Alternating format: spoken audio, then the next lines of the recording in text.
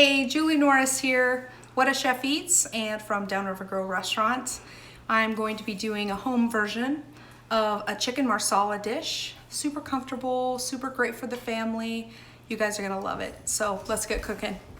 To make the chicken marsala, I get a chicken breast and I put it in a Ziploc bag.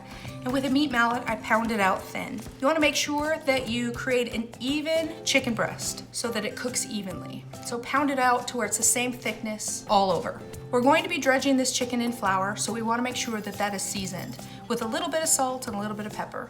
Lightly dust it with flour on both sides. Just make sure you shake off any extra and set them aside. And in a side pan, we're going to make our homemade Alfredo. So I put 3 tablespoons of butter and about 8 ounces of heavy cream and let these come to a simmer. I'll grate in some fresh nutmeg just to kind of cut the thickness of the sauce and create a really nice warm flavor, finished with some Parmesan cheese. I'll let that simmer for about a minute and then set it aside. We're gonna be adding that later to our Marsala sauce to make it nice and thick and creamy. Then in a hot pan, we coat the bottom with olive oil and we let that olive oil reach its smoke point. Then it's time to add your chicken. When you add your chicken, you never want to overcrowd your pan. You want to saute this chicken, and if you overcrowd it, sometimes it creates steam, and instead of sauteing, you're really kind of steaming your meat. And we want to make sure that there's enough room around each piece of meat that it's all going to cook evenly. When you cook meat, sometimes it sticks to the bottom of the pan, and that's okay. Leave it alone and let it create a really good sear on one side.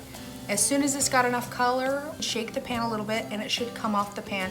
Then you know it's ready to turn over. Once your chicken has reached about 165 degrees, pull it out of the pan and tent it with some foil and finish that with your remaining chicken breasts. Once all your chicken is cooked, you'll notice there's some brown bits in the bottom of the pan. They call that fond. And what that is that's kind of the foundation for the sauce that you're about to make. So we definitely want to keep that in there. That's a lot of flavor. Then I'm gonna add a little bit of butter to the pan, the mushrooms, the shallots, and the garlic, and let those sizzle away and let those mushrooms absorb a little bit of that butter. I'm gonna deglaze with Marsala wine and tip the pan just a little bit so that it can flambe. We wanna burn off that alcohol so we can develop a really nice, sweet flavored sauce. Once the alcohol is burnt off, I'm gonna add a little chicken stock and the homemade Alfredo. I'm gonna whisk that together, let it come together, and then add back in my chicken.